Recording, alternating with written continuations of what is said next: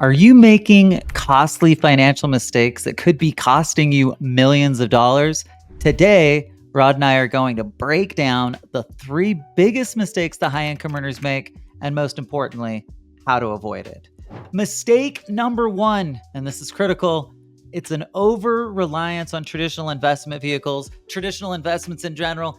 If anyone's listened to us, they know how much or how important we believe the alternative investment space is to basically accomplishing like the wealth goals that most people have. If you're a high income earner and you're wanting to go from high income to high net worth, there's no better way to do that than to make sure that you're understanding the full breadth of investment opportunities that are out there and making sure that you're doing more than just the typical stuff. What are the typical things?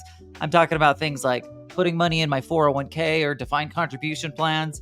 I'm talking about funding my IRAs and expecting that doing that in combination with the market is suddenly going to drive a return that gets me to where I want to go. Here's my advice.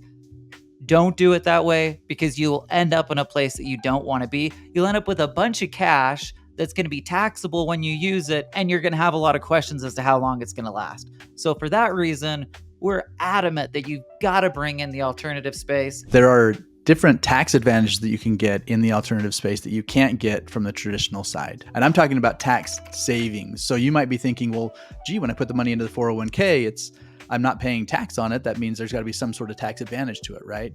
And the answer is maybe. Maybe there's a tax advantage, but only if you're in a lower tax bracket later when you take it out in retirement. Well, in real estate, in businesses, in oil and gas, and a lot of these different things that you invest in the alternative side, there are true tax savings that you can create. In other words, the government wants to incentivize people to create jobs, to provide housing, to create energy.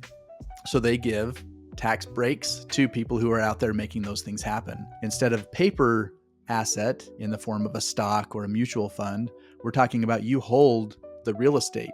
You have inventory or whatever inside of your business, right? You have the asset that backs up what you're investing in the alternative space. And that is a very different thing in comparison. And I think a lot of it has to just do with control and your ability to potentially manipulate market gains. Just as an example, I think about if I purchase a property, I could fix it up. There's things that I could do to potentially create or, manipulate value. And the reality is in the traditional world, I'm putting it into the S&P 500. I'm putting it into the market as a whole. And I'm just kind of hoping that over time it's going to continue, it's going to do well and that the timing's going to work out and those types of things. So what we're suggesting, and I always say this, we're not suggesting that we eliminate all of the things that come in the traditional space. There's absolutely a place for things like a deferred comp plan.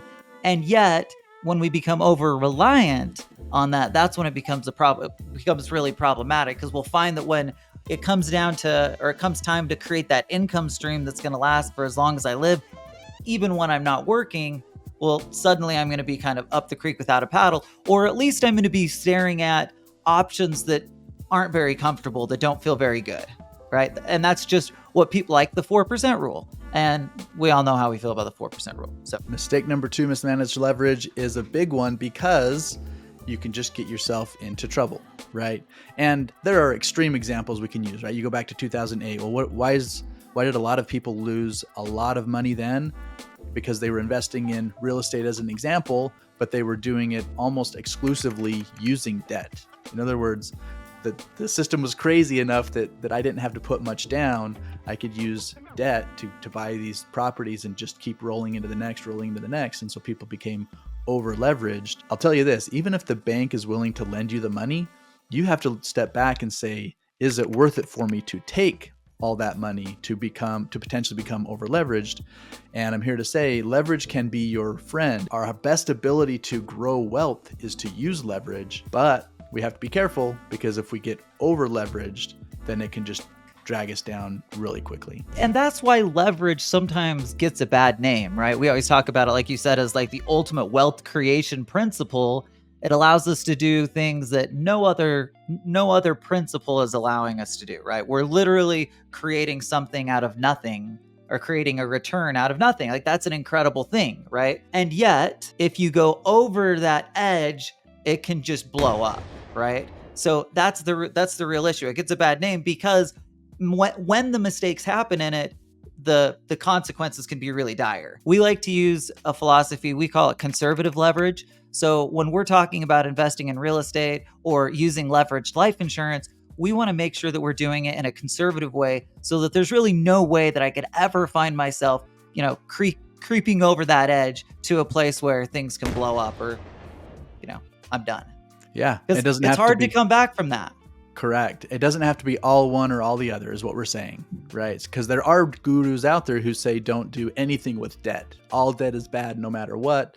And man, that couldn't be further than the truth, right? Here's the good news. There's some ways that we can avoid mismanaging leverage. And the best way to do it is to not make mistake number 3, which is not carrying sufficient reserves. So this is one I preach about a lot. If you have cash, you're always going to be okay, right? If investments, they flow different directions, but I have cash, then I can just take money from that cash that's safe and secure in a time frame where the market's down, where my investment opportunity is down, give it the opportunity to rebound, or give me an opportunity to restructure some things in my world. But the bottom line is I can avoid that catastrophe situation that can come from having too much leverage just by making sure that I carry cash reserves on hand. Now, here's the thing, Rod. I'm not suggesting that we have to carry them in the bank, but my question for you is, do you have any other better ideas for us? Yeah, there's a really good option that we like, and that is high cash value life insurance. And you may often hear us talk about it in terms of the investment optimizer, where we're flowing it in and out of our investments, or you mentioned a minute ago leveraged life insurance, where we're building towards this future tax-free income. Well, there's a third category we can talk about, and that is it's a good place to store call it your emergency fund, your slush fund, your reserves. You have safety, you have liquidity, you can get it when you need to, but you also have consistent growth with tax benefits. So interestingly, if you haven't followed us, we've put life insurance in that alternative category because it provides a lot of these benefits to us that we can't get in the traditional space. Let us know what you think of the 3 biggest mistakes the high income earners make in the comments below. Maybe you've got something better. We're interested to hear about it.